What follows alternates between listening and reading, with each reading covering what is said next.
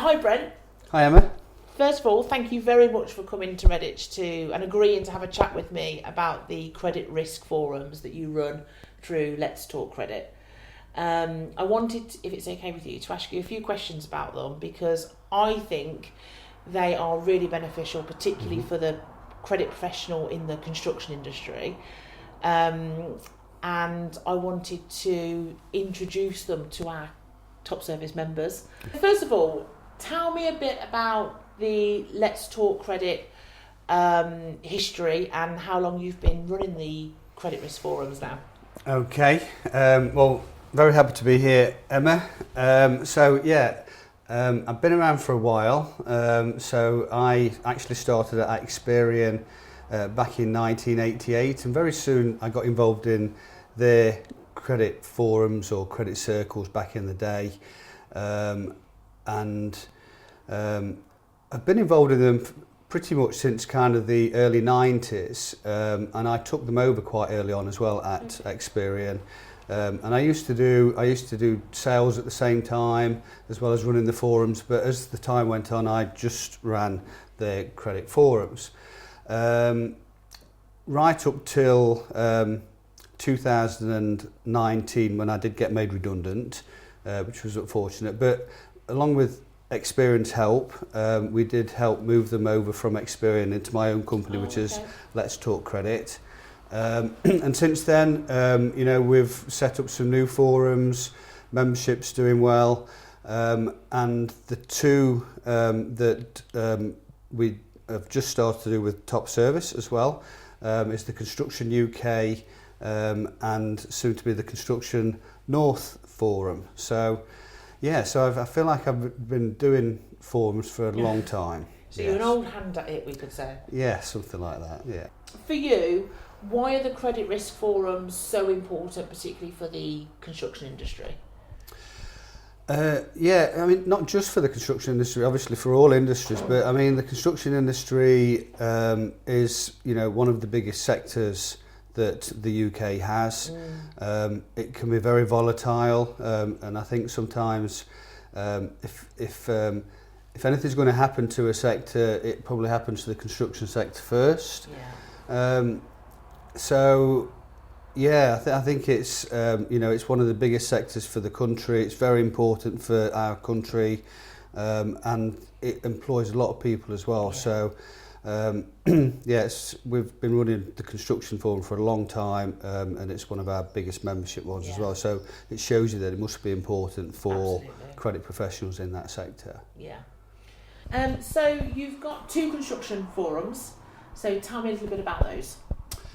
Okay, so historically we have we call it the Construction UK Forum. It's the original forum.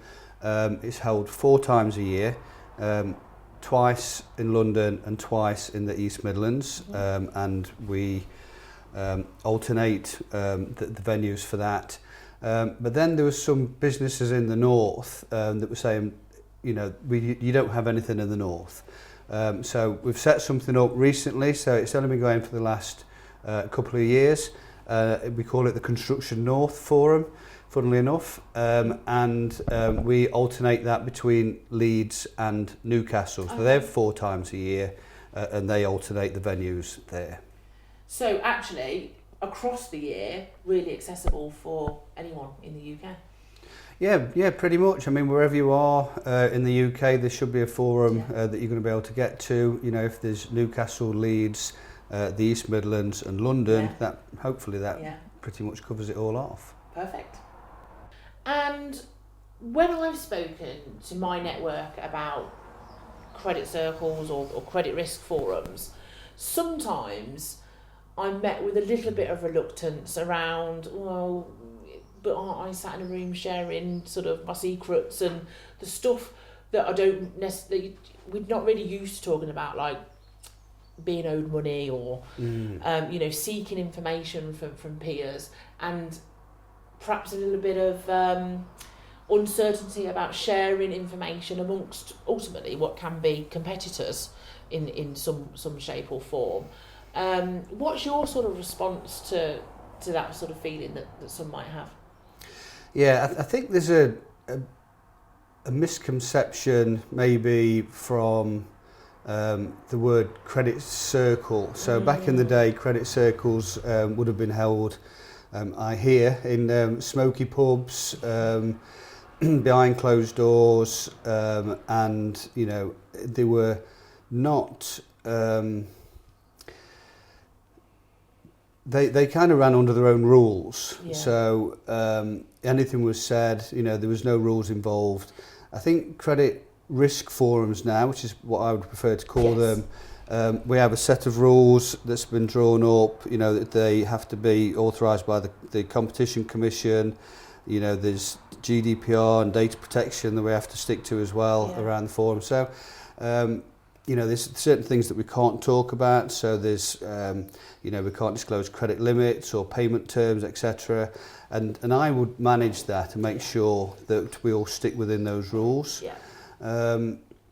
The things that we can talk about should be factual and accurate. Yeah. So, you know, I mean, if somebody is paying slow, then they're paying slow. Yeah.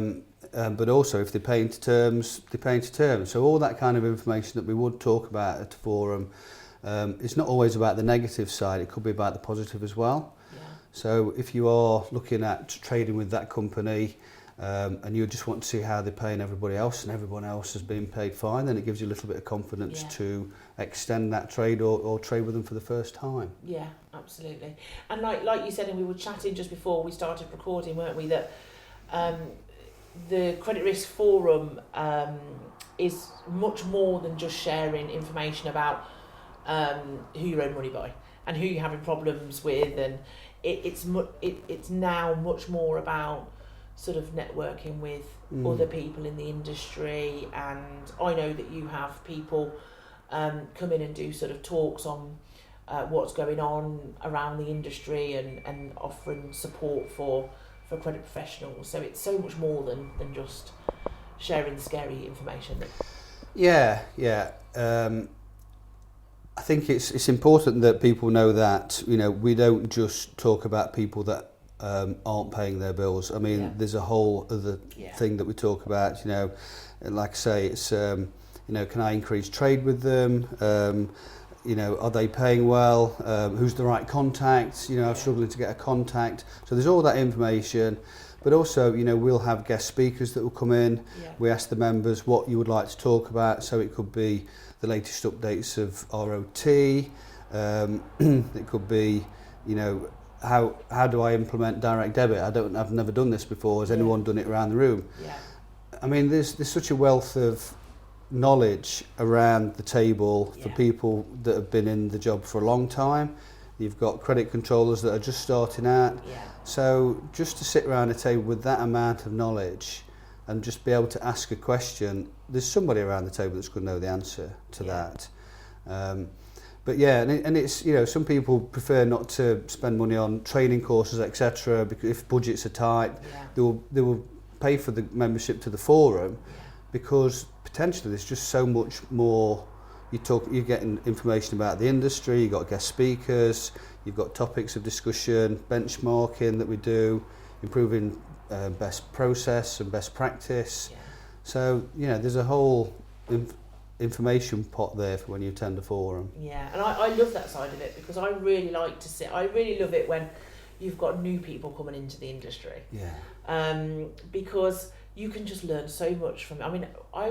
I mean, maybe we should count it at the next one. But how many years of experience is sat round that table, and somebody new in the industry can just be there and just take it all in, and I think, you know, people chat then afterwards, and there's a networking opportunity, and probably even outside of the credit circles, you know, you can just get so much support and sort of learn so much from them as well, isn't it? Yeah, and I think that's the thing with credit professionals. I mean, they sat in a room with potentially their competitors, but you know, the sales side doesn't really come into it. It's more about how can we. Every credit professional is all about getting the money in. Yeah. So all I want to do is get the money in. And they want to see other credit professionals do the same. It's like, how can I help you get your money in as well? Yeah. I tried this way and that worked, or that I tried another way and that didn't work at all. So they're a very close-knit Yeah. community, and I think I love to see them all sat around the table. Sometimes I don't have to do anything, I'll just sit back and let them just share and information and best practice, and it's a joy to be part of. I do love the job for that. And that comes across at the circles. I think you do a great job of, I was going to say controlling everybody then, but that's not the word for it. But sometimes you've got times to keep to and stuff, and there's so much preparation in the lead up to them as well, isn't there? As well, I know that a lot goes into that as well. So if we were to share, what would be our top reasons to encourage people to attend a credit risk forum, what would yours be? I think the networking opportunities. I mean, obviously you're going to meet some great people. There's going to be some very knowledgeable people there as well.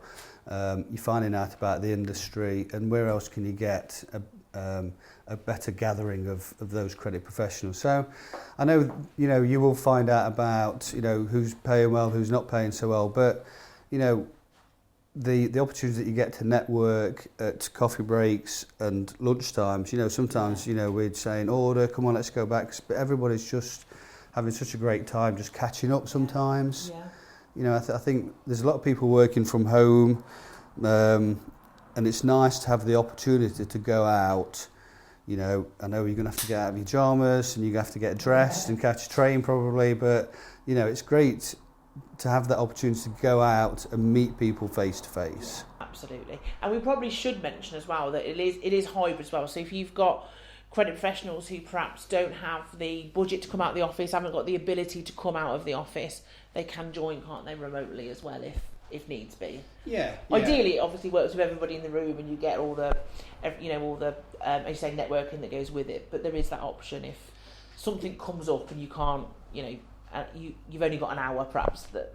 We do have the hybrid option because sometimes you just can't get out of the office, or you've got something else going on that day, or you've got budget constraints. And you don't get as much benefit, I don't think, but at least it's an option now. We didn't used to have that option before COVID. So, if you genuinely can't make it, or you're in a different part of the country, and it's an 8-hour drive, Teams is a great option for that. I guess that's one thing we can thank COVID for, because it has, Yeah, maybe. I mean, I would echo that, and I think my top reasons for going is, the education, the learning, the experience you can just absorb from that room. I am going to make a note of the next one. We're going to try and work out the years of experience that are around that table, and obviously you'll protect them. It's an opportunity to further protect you and your business from potential bad debt, and also fraud is coming up a lot in the construction industry. And that's another subject that's talked about, isn't it? So it's another potential warning for other businesses around the table if someone's unfortunately been approached by or stung for. They can share those experiences as well, can't they? Yeah, with working, on your own or in a small department, and you maybe get hit by fraud, you might just think, oh my God, this is terrible, which it obviously is, but you don't, unless you kind of sit around other credit professionals in the same industry, and they go, oh, we've been hit by fraud, or we've been, we've just got stung on this one, or we lost a little bit of money, but we've managed to catch it, we know what to do next time. And sharing that, the credit professionals are quite happy to share how they got caught. They might not get caught that way again, but at least they'll pass it on to everybody else around the table, and hopefully spreading that information. I mean, it can be just that, you think that nobody else is getting hit, and it's just you, but, it's quite widespread at the minute. There's various different types of fraud that's going on. And we do have a section on the agenda every meeting, so we always talk about fraud, because there's always someone that's been hit a different way. So sharing that is really important. Yeah, and also, one of the questions we get asked about fraud a lot here is, well, what do I do? I found it out. What do I actually do? And I know you've got action for fraud, and there's obviously the police and stuff, but I just feel like for trade credit fraud, actually, the most empowering thing to do is share the information with as many people as you can, because hopefully that's going to put a stop to that that specific case there. Because the more people that know about it, the less widespread that specific case can be, isn't it? So, well, thank you very much for sitting down and talking with me about the forums. Top Service is also an information sharing platform. So information sharing, we're fully invested in that, and myself and Laura love attending the credit forums. It's a great opportunity to see everybody face to face, like we said, and just hopefully bring value to them with our information. And we look forward to the next one. Yeah, and I'm really happy that Top Service have got involved in the credit risk forums, and I think they'll definitely add a lot of value. Thank you very much. Okay, thank you.